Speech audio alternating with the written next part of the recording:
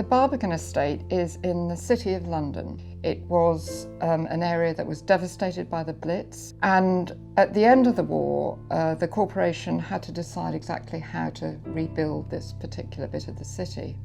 It was going to be a showpiece grand statement. This was going to be a visible symbol of how London could really rise again after the destruction of the old city. It was a vision of a new city quarter. It was Europe's largest reconstruction project. It was going to have Europe's tallest residential tower blocks. It was really going to show visibly how London could be a futuristic city. The estate incorporated all the modern thinkings about cities, and one of the big ones was that you separate pedestrians and cars.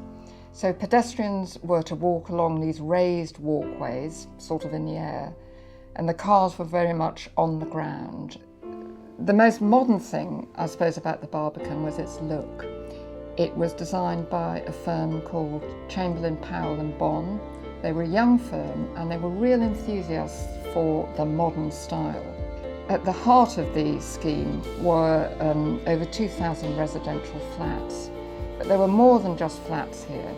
There was an art centre at one end of the estate, a museum at the other, there was a church, there were 2 schools. It's quite a strong community here at the moment.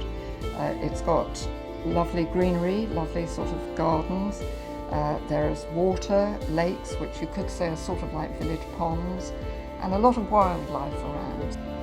And although it is a massive estate and it is about the future, it's also got a lot of resonances with the past. The buildings of today are much more about glass rather than concrete, and you can see them crowding around the edge of the Barbican Estate.